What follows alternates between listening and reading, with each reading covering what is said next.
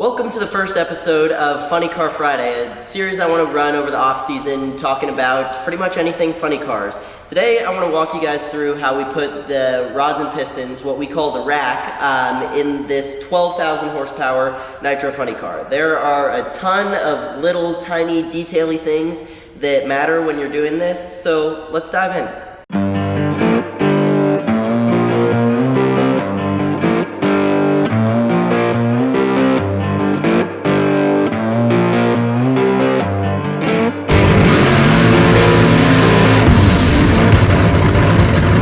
After each run in a Nitro funny car, the car gets torn back down to a bare block and you put a freshly serviced rack in it.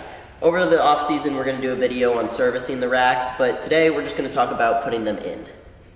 So the most important part when coming to do this job is an attention to detail. There are a bunch of little things. For example, this is one of the two rod bolts. This little washer on this rod bolt can literally cost an entire short block. So on the inside edge of this washer, there's a little tiny chamfer, and on the back side there's a little print pattern.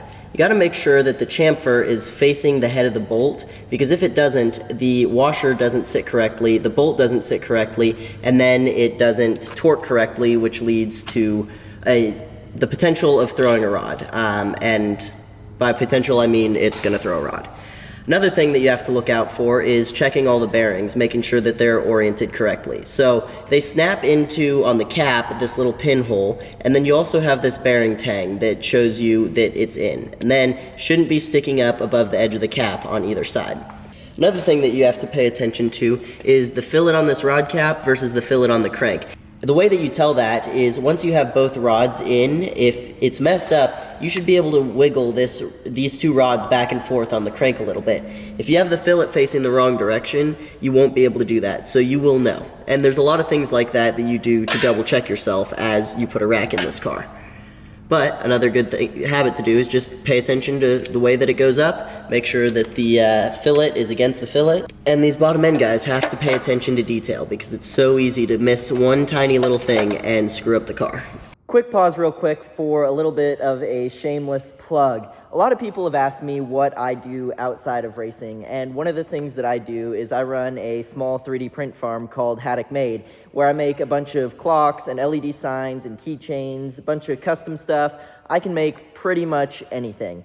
And today I am releasing new Haddock Automotive and Haddock Made clocks, along with everything else that is live on eBay. So go down there in the description, check it out, see if there's anything you like, and if you want something custom made with your business or your sports team or your logo or something, shoot me a message on Facebook. That's also linked down there in the comments in the description, so go check it out and help me out. Then the next stage of the job is the responsibility of the head guys, and that's making sure that these ring compressors are on correctly and that the pistons are facing the right direction as they go in. So always the valve relief should be towards the top of the motor, and the way that we set our rings is this top compression ring is 180 degrees from the valve relief. The second compression ring is 180 degrees from the gap of the top one, and then for the oil ring you make sure that the gaps aren't on top of each other and aren't on top of the wrist pins. Another thing that you have to check is that the bearing tang on the rod has to be opposite of the valve relief on the piston. That way the rod isn't upside down. Then you put oil all the way around. This rod already has oil on it. And then you slide this ring compressor onto the piston. And the easiest way we found to do that is just work it on slowly, back and forth. And then the way I always do it is I put it to where the bottom of the ring compressor is just barely above the hole on the wrist pin.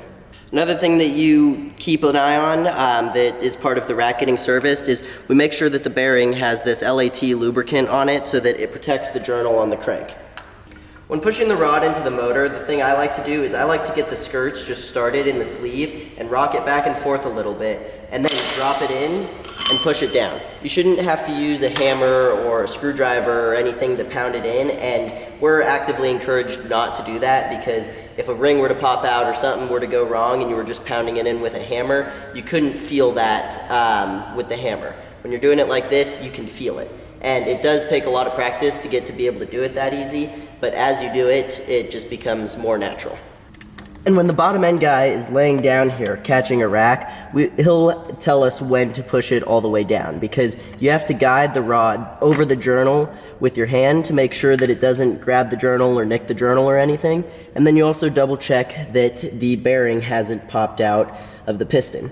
Then your next thing to do is take the cap. The way that you know the cap is facing the right direction is the bearing tang on the cap should be mated to the bearing tang on the rod. So you put it up, make sure that they're facing correctly after you've double checked the washers and everything, and then we will run it up with an impact, not going super tight or anything, put it on, and it's ready to be torqued. Another detail-y thing that you always got to check is we imprint the rack letter and the number of the cap into the side of the rod. So on this one, for example, this is B2. You always want to make sure that in addition to the bearing tang facing the right way, that you're putting the B2 cap onto the B2 rod. The rod bolts get torqued to 100 foot-pounds, and when you do it, you double check everything 2 or 3 times to make sure you haven't missed anything. When you do this, torque one side, torque the other, and then you go back and double check each of them. And then usually once all of the rods are in, you go back one more time and double check everything, because it's easy to miss something and make a mistake.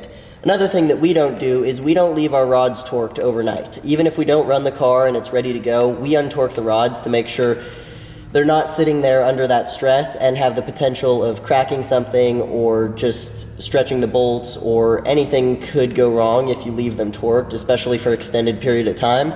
So we make sure we always untorque the rods before the car goes in the trailer for the night.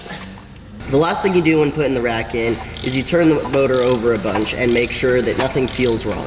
As you get experience doing it, you'll be able to tell when something feels wrong and be able to fix it before you have a problem on the track. So that wraps up this first episode of Funny Car Friday. Make sure you subscribe so that you can learn more about funny cars over the off season, from building clutch packs to putting racks in to servicing a blower. Over the off season, we're going to be going into all of that stuff in detail on the channel. So make sure you subscribe, never give up, and I'll see you guys soon.